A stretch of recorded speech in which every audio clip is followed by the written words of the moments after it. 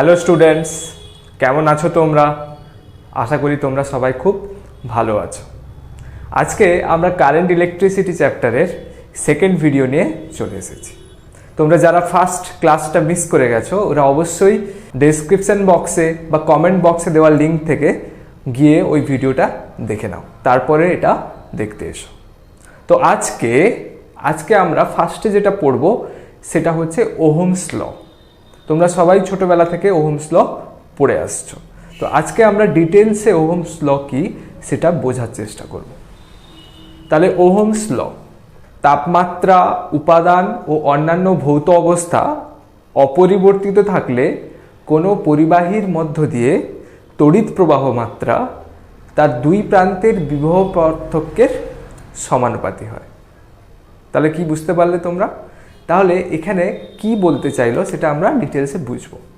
ধরো একটা পরিবাহীর যার দুটো প্রান্ত, একটা হচ্ছে এ, একটা হচ্ছে বি। তাহলে এ প্রান্তের বিভব পার্থক্য, বিভব প্রভেদ হচ্ছে ভি এ। এ প্রান্তের বিভব প্রভেদ হচ্ছে ভি এ, আর বি প্রান্তের বিভব প্রভেদ হচ্ছে ভি বি। তাহলে মোট বিভব পার্থক্যটা কত? দুটো পয়েন্টের মাঝখানে বিভব প্রভেদটা কত? V A minus V B. আমি ধরলাম যে V A greater than V B. তাহলে যে প্রান্তের ভোল্টেজ বেশি হয় ওইখান থেকে প্রবাহ মাত্রা কম ভোল্টেজের দিকে যায়। তাহলে এটা হলো আই। তাহলে কি বললেন যে প্রবাহ মাত্রা ভোল্টেজের সমানুপাতি হয়। তার মানে I varies as V A minus VB. তো এই ভি এ মাইনাস ভিবি কে আমরা ভি ধরে নিতে পারি। ধরি V A minus VB equals to V. তাহলে আমি এখান থেকে বলতে পারি যে আই ভ্যারাইজেজ ভি বা আই সমানুপাতি ভি। তো এখান থেকে আমি কি বলতে পারি? এটাও বলতে পারি যে ভি ভ্যারাইজেজ আই। এইবার এইখানে সমানুপাতি চিহ্ন উঠালে আমরা একটা কনস্ট্যান্ট ফেলবো। তো সেই কনস্ট্যান্টটা আমি এখানে কি নিলাম? আর। তাহলে ভি ইকুয়ালস টু কি চলে এলো? I R. তো এটাই হচ্ছে ওহমের সূত্রের গাণিতিক রূপ। তো এখানে আর হলো একটি ধ্রুবক, যাকে আমরা কি বলি? পরিবাহীর রোধ, বা যাকে আমরা ইংলিশে বলা হয় রেজিস্ট্যান্স। আর দিয়ে আমরা ডিনোট করি কেন? কারণ ইংলিশে ওকে রেজিস্ট্যান্স বলে, তাই। তাহলে এই ওহম, তাহলে আর এর যে একক, বা রোধের একক আমি যদি বলি, রোধ আর এর একক তোমরা সবাই জানো যে ওহম হয়। রোধের একক কি হয়? ওহম হয়। এবার তোমরা আশা করি এটা বুঝতে পারলে যে ভি ইকুয়ালস টু আই আর। তাহলে আমি এখানে কি বললাম? যে দুটো বিন্দুর মধ্যে বিভব প্রভেদ হচ্ছে ভি এ মাইনাস ভিবি। এখানে আমরা ধরেছি V A greater then VB, তাই ভি এ মাইনাস ভিবি হলো। আর সবসময় কারেন্ট বা তড়িৎ প্রবাহ কোত্থেকে হয়? বেশি বিভব থেকে কম বিভবের দিকে তড়িৎ প্রবাহ হয়। এবার আমি যদি বলি যে পরিবাহীর রোধ বলতে আমরা কি বুঝি? পরিবাহীর রোধ হলো পরিবাহীর এমন একটা ধর্ম যার জন্য পরিবাহীর মধ্যে তড়িৎ প্রবাহ বাধাপ্রাপ্ত হয়। তাহলে আমরা কি পড়েছি? যে V equals to I R, এটা পড়েছি, V equals to I R. তো এখান থেকে আমি বলতে পারি যে I equals to V by R. এবার এখানে ভিটাকে যদি আমি ধ্রুবক ধরে নিই, তাহলে আই ভ্যারাইজেজ 1 বাই আর হতে পারে। তাহলে কোনো পরিবাহীর রোধ যত বেশি হবে, কোনো পরিবাহীর রোধ আরকে আমি যদি বাড়াই তাহলে কি হবে? কারেন্ট কমবে। তাহলে আই ভ্যারাইজেজ 1 বাই আর হচ্ছে ব্যস্তানুপাতি সম্পর্ক। তার মানে আরকে আমরা যত বাড়াবো কারেন্ট আই তত কমবে। আবার উল্টোটাও হতে পারে, আর কে যত কমাবো কারেন্ট তত বাড়বে। তাহলে পরিবাহীর রোধ যত কম হবে তত কিন্তু কারেন্ট প্রবাহ মাত্রা তত বেশি হবে। আশা করি এই পয়েন্টটা তোমরা বুঝতে পেরেছ। এরপর আমরা প্রবাহ মাত্রা বিভব প্রভেদ লেখচিত্র দেখব। দেখো, প্রবাহ মাত্রা বিভব প্রভেদ লেখচিত্র বলতে কি বোঝাচ্ছে? আমরা এক্স অক্ষে নিব বিভব প্রভেদ ভি, যার একক হচ্ছে ভোল্ট, আর ওয়াই অক্ষে নেব কারেন্ট, যার একক হচ্ছে অ্যাম্পিয়ার,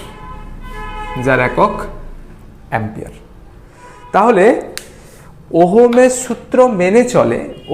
সূত্র মেনে চলে এমন পরিবাহীর ক্ষেত্রে বিভব প্রভেদ আর প্রবাহ মাত্রা লেখচিত্র কেমন হবে? এইরকম হবে। বিভব প্রভেদ প্রবাহ মাত্রা লেখচিত্র এইরকম হবে, অর্থাৎ সরল রৈখিক হবে। তাহলে যে পরিবাহীর ক্ষেত্রে এই ধরনের লেখচিত্র পাওয়া যায় তাদেরকে আমরা কি বলি? ওহমীয় পরিবাহী। তাহলে তাদেরকে আমরা কি বলি? ওহমীয়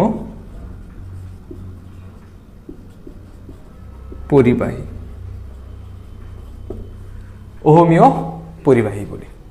এবার দেখো, এই লেখচিত্রের আমি যদি স্লোপ বের করি, স্লোপকে কি দিয়ে ডিনোট করা হয়? এম দিয়ে ডিনোট করা হয়। এম ইকুয়ালস টু কি হয়? Tan theta. ধরা হয় ট্যান থিটা। তো ট্যান থিটা ইকুয়ালস টু আমরা একটা ফর্মুলা শিখেছিলাম, 11এও শিখেছিলাম, y2 minus y1 by x2 minus x1, অর্থাৎ y অক্ষে পরিবর্তন বাই x অক্ষে পরিবর্তন। তাহলে এটাকে আমরা লিখতে পারি I বাই ভি। তো আমরা একটু আগেই পড়েছি ভি ইকুয়ালস টু কি পড়েছি? V equals to IR। তো সেখান থেকে আমরা বলতে পারি যে I by V equals to 1 by R. তাহলে I বাই ভি এখানে পেয়েছি, তাহলে এখানে কি পেয়ে গেলাম? 1 বাই আর। অর্থাৎ এই যে গ্রাফ, এই গ্রাফের কি হবে? নতি। এই গ্রাফের নতি এম আমরা কি পেলাম? এম ইকুয়ালস টু আমরা 1 বাই আর পেলাম, 1 বাই আর। তাহলে এম ইকুয়ালস টু আমরা 1 বাই আর পেয়েছি। তাহলে ওহমীয় পরিবাহীর ক্ষেত্রে আমরা কিন্তু এই ধরনের গ্রাফ পাবো। কিন্তু যদি ওহমীয় পরিবাহী না হয় তখন তার গ্রাফ অনেক রকম হতে পারে। যদি ধরো এরকমও হতে পারে, ভি ভার্সেস আই লেখচিত্র এরকম হতে পারে। আবার সেমিকন্ডাক্টরের ক্ষেত্রে কি হয়? সেমিকন্ডাক্টর কি হয় তোমরা জানো? অর্ধ পরিবাহী, যাকে আমরা বাংলাতে বলি। অর্ধ পরিবাহীর ক্ষেত্রে ভি আই লেখচিত্র কেমন হয়? এরকম। আর এদিকে নেগেটিভ দিকে কি হয়? এরকম। হয়। তাহলে এটা হয়ে গেল ভি আই কার্ভ কার ক্ষেত্রে? সেমিকন্ডাক্টর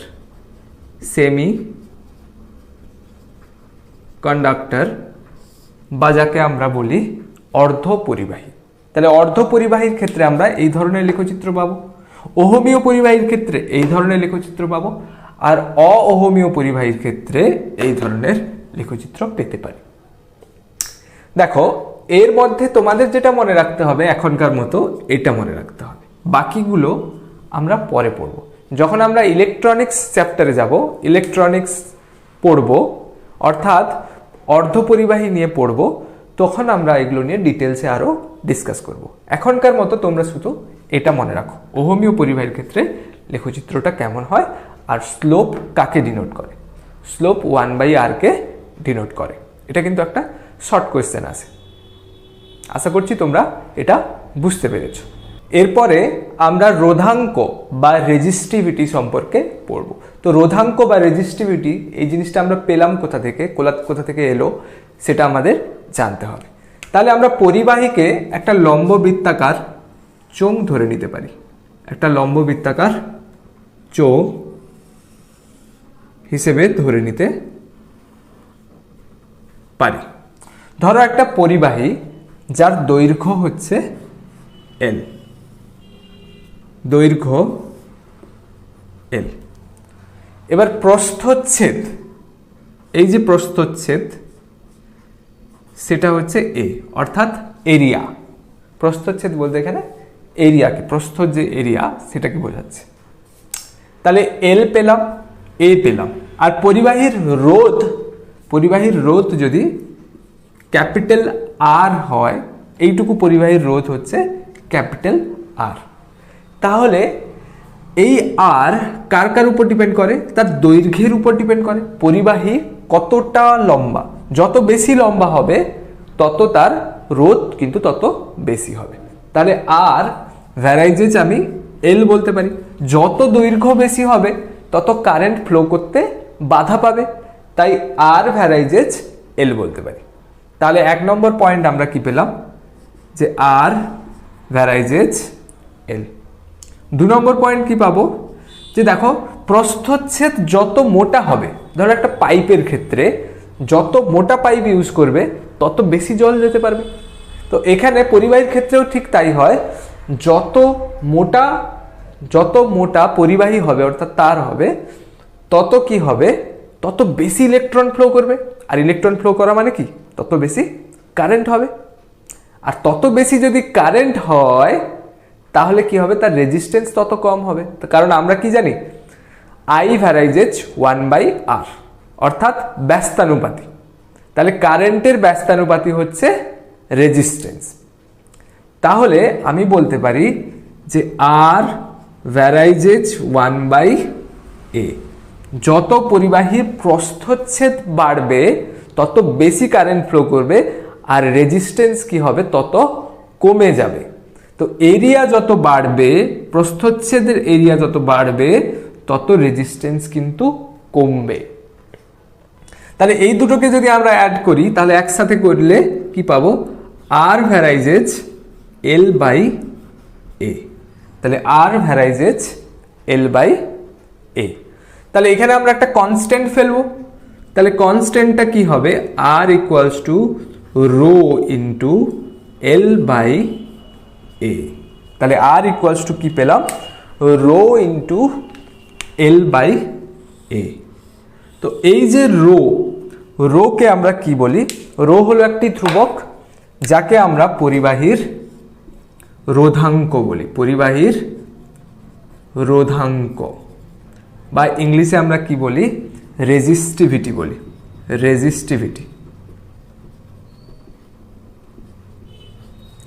তাহলে এই রোধাঙ্কের ব্যাপারটা তোমাদের আশা করছি এখন ক্লিয়ার হয়েছে। এবার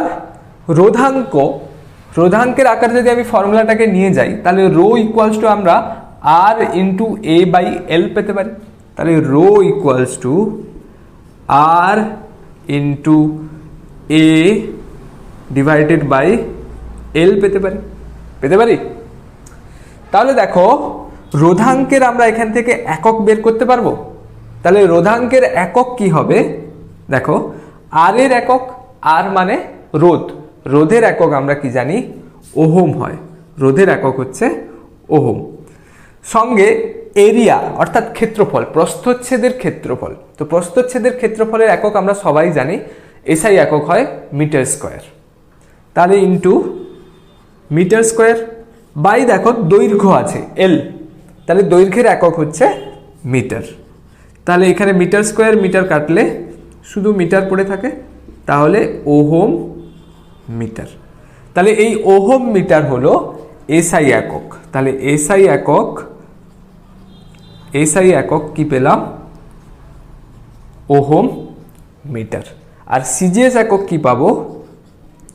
সিজিএস একক ওহম সেন্টিমিটার। তাহলে মিটারের জায়গায় আমরা কি বসাবো? সেন্টিমিটার, সিজিএস একক। তাহলে এই জিনিসটা তোমাদের আশা করি ক্লিয়ার হয়েছে। এবার রেজিস্টিভিটির ইনভার্স একটা জিনিস থাকে, কন্ডাক্টিভিটি, পরিবাহিতাঙ্ক। তো তো পরিবাহিতাঙ্কর ব্যাপারে তোমরা কেমিস্ট্রিতে আরো ডিটেলসে পড়বে। পরিবাহিতাঙ্ককে কি দিয়ে ডিনোট করা হয়? সিগমা দিয়ে। তো সিগমা ইকুয়ালস টু 1/ρ হয়, তাহলে সিগমা ইকুয়ালস টু 1/ρ হয়। একে কি বলা হয়? পরিবাহিতাঙ্ক। পরিবাহিতাঙ্ক বা কন্ডাক্টিভিটি। কি বলা হয়? কন্ডাক্টিভিটি। তাহলে এর একক কি হবে? এর একক হয়ে যাবে, কি হবে? ওহম ইনভার্স সেন্টিমিটার ইনভার্স হয়ে যাবে না? তো তাকে কি বলা হবে? মো বলা হয়, মো। ঠিক আছে, তো ওগুলো আমরা পরে ডিটেলসে কেমিস্ট্রিতে পড়বে, তো এখানে ওগুলো খুব একটা দরকার হয় না।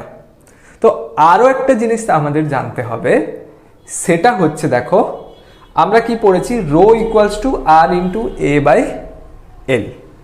তাহলে এখানে এ কে আমরা পাই আর স্কোয়ার হিসেবে ইউজ করতে পারি, যেহেতু এটা চোঙের ক্ষেত্রে কি হয়, এই যে এরিয়াটা হয় সেটা কি হয়? পাই আর স্কোয়ার। তো পাই আর স্কোয়ার বসিয়ে আমরা কিন্তু অনেক অঙ্ক সলভ করব। পাই আর স্কোয়ার বসিয়ে আমরা অনেক অঙ্ক সলভ করব, তাই সেটাও কিন্তু তোমাদের মাথায় রাখতে হবে। এরপরে আমরা অঙ্কে যাব, অনেক অঙ্ক করবো এরপরে, দিলে আরও ব্যাপারটা ক্লিয়ার হবে। তাহলে প্রথম অঙ্ক তোমরা স্ক্রিনে দেখতে পাচ্ছ, তাও আমি একবার পড়ে দিচ্ছি। একটি পদার্থের রোধাঙ্ক 9 × 10⁻⁻6 ওহম সেন্টিমিটার। ওই পদার্থের 0.3 সেন্টিমিটার ব্যাসের কত দৈর্ঘ্যের তার নিলে রোধ 10 ওহম হবে?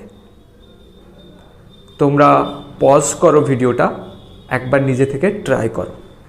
এখানে আমাদের দৈর্ঘ্য চেয়েছে, এল ইকুয়ালস টু কত? তো আমরা একটু আগে পড়েছি যে R equals to rho into L by A. তো এখান থেকে আমরা এল এর ফর্মুলা কি পাবো? L equals to R A by rho. তাহলে আর এর ভ্যালু কত দেওয়া আছে? আর ইকুয়ালস টু কত দেওয়া আছে? 10 ওহম। এর ভ্যালু কত দেওয়া আছে? এর ভ্যালু কত দেওয়া আছে? বলেছে 0.3 সেন্টিমিটার ব্যাসের।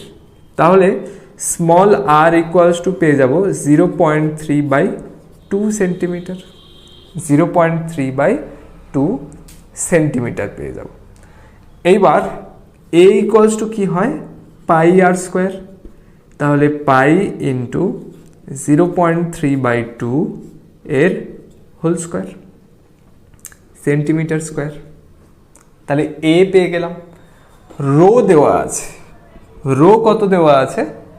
9 × 10⁻⁻6, 9 × 10⁻⁻6 ওহম সেন্টিমিটার। দেখো আমরা সিজিএসে রেখেছি সবগুলো, সেন্টিমিটার স্কোয়ার, এখানে সেন্টিমিটার, তো সবগুলোকে সিজিএসে নিয়ে যাব। তাহলে এই যে ভ্যালুগুলো এখানে পুট করে দেব। তাহলে আর কত? 10 ওহম ইন্টু এর ভ্যালু কত পেয়েছি?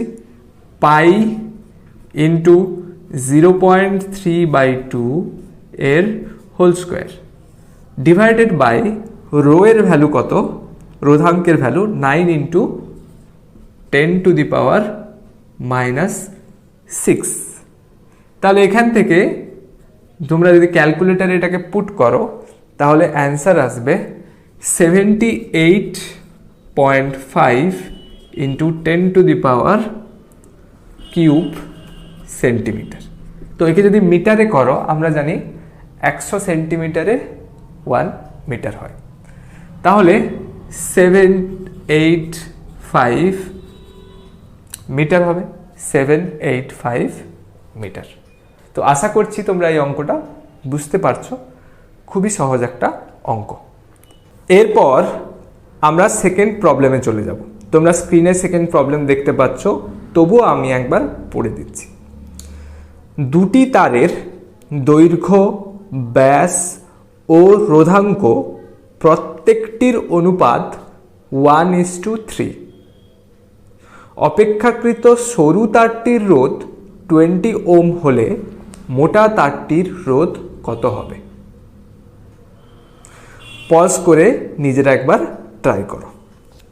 বলেছে দৈর্ঘ্য, ব্যাস ও রোধাঙ্ক প্রত্যেকটির অনুপাত 1:3। তাহলে দৈর্ঘ্যের অনুপাত মানে L1 by L2 equals to 1/3, দৈর্ঘ্য হয়ে গেল। এবার বলেছে ব্যাসের অনুপাত। আমরা জানি ব্যাসের অনুপাত যা হয় ব্যাসার্ধের অনুপাতও তাই হয়। তাই আমরা এখান থেকে বলতে পারি R1 by R2 equals to 1/3। আর কি বলেছে রোধাঙ্কের অনুপাত মানে ρ1 বাই ρ2 ইকুয়ালস টু 1/3।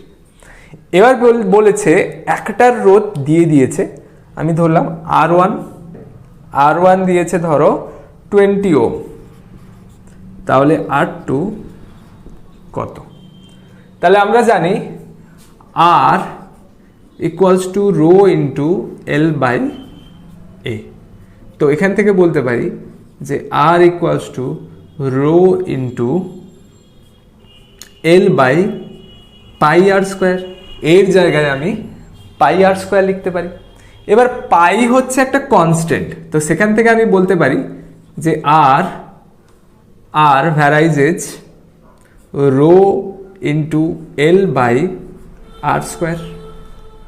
এইবার এইরকম যদি দুটো সমীকরণ হয় আর তাদেরকে যদি ভাগ করি, মানে আমি যদি R1 বাই R2 বের করি, তাহলে কি হবে দেখো, এখানে আসবে কি ρ1 বাই ρ2 ইন্টু কি আসবে, এখানে L আছে, তাহলে L1 বাই L2 ইন্টু দেখো আর স্কোয়ারটা নিচে আছে, তো এখানে তাহলে নিচে কি আসবে R1 স্কোয়ার আর উপরে আসবে R2 স্কোয়ার।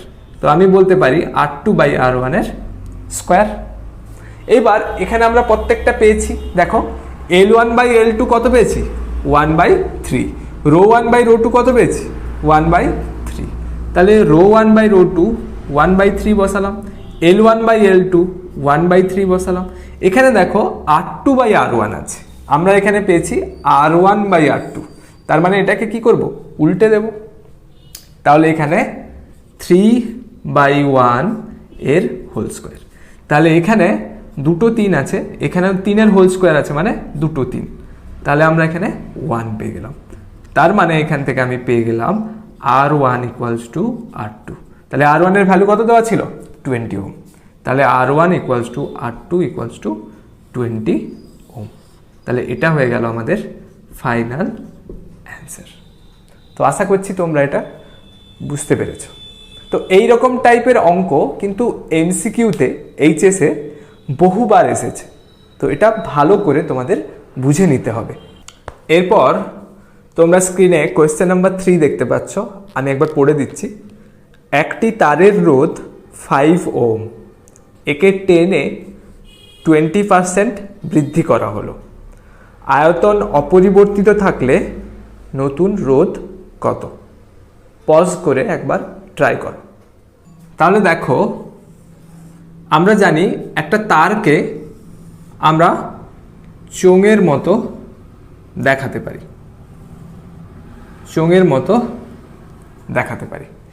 এইবার কি বলছে দৈর্ঘ্য একে যদি টেনে আমরা বড় করি, তাহলে আয়তন যদি অপরিবর্তিত থাকে তাহলে কি হবে, একটা তার, তো একে যদি আমি টেনে বড় করি তাহলে তার প্রস্থচ্ছেদ তো ছোট হয়ে যাবে, তাই না? তাহলে আমি ধরলাম প্রথমে তার দৈর্ঘ্য ছিল L1 আর প্রস্থচ্ছেদ আমি ধরলাম R1 ছিল, R1 হচ্ছে তার ব্যাসার্ধ, তো ব্যাসার্ধ ছিল R1। এখন আমি যদি তাকে টেনে ছোট করি তাহলে তো তার কি হবে, ব্যাসার্ধ কমে যাবে কিন্তু দৈর্ঘ্যে বেড়ে যাবে। ব্যাসার্ধ কমে গেল কিন্তু দৈর্ঘ্যে বেড়ে গেল। তাহলে আমি এখন ধরছি দৈর্ঘ্যটা হচ্ছে L2 হয়েছে, এখন দৈর্ঘ্য হয়েছে L2 আর ব্যাসার্ধ কি হয়েছে R2, কিন্তু তাদের আয়তন তো একই আছে। যদি আমি ধরলাম সেটা তামার তৈরি, তাহলে তামার যে পরিমাণটা সেটা তো আর চেঞ্জ হচ্ছে না, সেই একই জিনিসটাকে তো আমি টেনে বড় করছি, তো তার আয়তন কিন্তু একই আছে। তাহলে আমরা আয়তনের সূত্র কি জানি, ভি ইকুয়ালস টু কি হয় চোঙের ক্ষেত্রে পাই আর স্কোয়ার এইচ হয়। তো এখানে আমরা পাই আর স্কোয়ার এল ধরবো, কারণ আমরা দৈর্ঘ্যটাকে এল ধরেছি। তো দুটোর ক্ষেত্রে আয়তন একই, তো আমি ধরতে পারি যে pi R one square L one equals to pi R two square L two, এটা ধরতে পারি। তাহলে পাই পাই ক্যান্সেল আউট হয়ে যাবে। তো এখান থেকে আমরা কি পেয়ে যাব, আর ওয়ান বাই আর টুর whole square equals to L two by L one, এটা পেয়ে যাব। এবার এখানে কি কি দিয়েছে সেই ইনফরমেশনগুলো আমরা একবার দেখে নিই। একটি তারের রোধ মানে আর ওয়ান দিয়েছে, তাহলে আর ওয়ান দিয়েছে 5 ওম। আর কি দিয়েছে, দৈর্ঘ্য 10-20% বৃদ্ধি করা হলো। তার মানে এল টু বাই এল ওয়ানটা কী হয়ে যাবে, 20% বৃদ্ধি পাওয়া মানে 100 থেকে বেড়ে 120 হয়েছে। তো এটাকে কাটাকাটি করলে কত আসবে,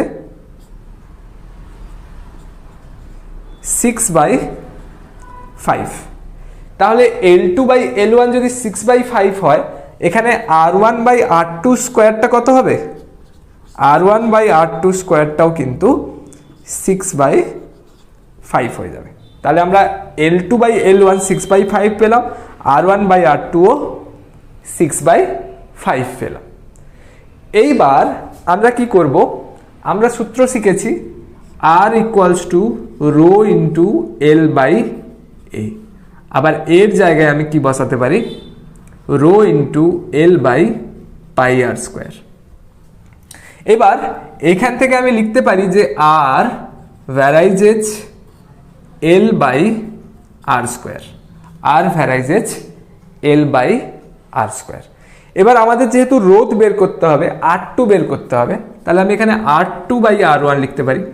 তাহলে R2 by R1 equals to L2 by L1 into R1 by R2 এর whole square. R1 by R2 কেন হলো, কারণ Rটা নিচে আছে, তো নিচে থাকলে উল্টো হবে, এখানে R2 থাকলে এখানে R1 হবে, এখানে R1 থাকলে এখানে R2 হবে। তাহলে দেখো L2 বাই L1 আমরা কত পেয়েছি, 6/5 পেয়েছি। তাহলে L2 বাই L1 আমি লিখে দিলাম 6/5 ইন্টু R1 বাই R2 কত পেয়েছি, R1 by R2 whole square equals to 6/5 পেয়েছি। তাহলে আমি এখানেও 6/5 লিখে দিলাম। তাহলে আমরা কি পেয়ে গেলাম, 25 আর উপরে 36। তাহলে R1 হচ্ছে 25, R2 হচ্ছে 36, মানে রেশিওটা এরকম পেয়েছি 25:36, R1:R2। তাহলে আমরা এখানে বের করতে পারবো একটার ভ্যালু যদি দেওয়া থাকে আমাকে, R1 দেখো R1 দেওয়া আছে 5 ওম, তাহলে R2 বের করতে পারবো। তাহলে এখান থেকে কি পাবো, আমরা পেয়েছি R2 by R1 equals two 36/25। তাহলে এখান থেকে R2 ইকুয়ালস টু লিখতে পারি 36/25 R1। তাহলে 36/25 ইন্টু R1 এর ভ্যালু কত, 5 ওম। তাহলে 5 যদি বসিয়ে দিই তাহলে 5 5 25, তাহলে 36/5। তাহলে 36/5 করলে আমরা পাই 7.2। তাহলে 7.2 ওম হয়ে যাবে এই কোয়েশ্চেনের কারেক্ট অ্যান্সার। সাধারণত দৈর্ঘ্য বৃদ্ধি করার কথা বললে আমরা ধরে নিই যে আয়তন অপরিবর্তিত রেখে দৈর্ঘ্য বৃদ্ধি করা হচ্ছে। তো আশা করছি তোমরা এই কোয়েশ্চেনটা বুঝতে পেরেছো। এইরকম টাইপের অঙ্ক এই রোধাঙ্কের উপরে অন্তত 12টা খানি কোয়েশ্চেন ছায়া প্রকাশনী প্রবলেম সেট 1-এ দেওয়া আছে।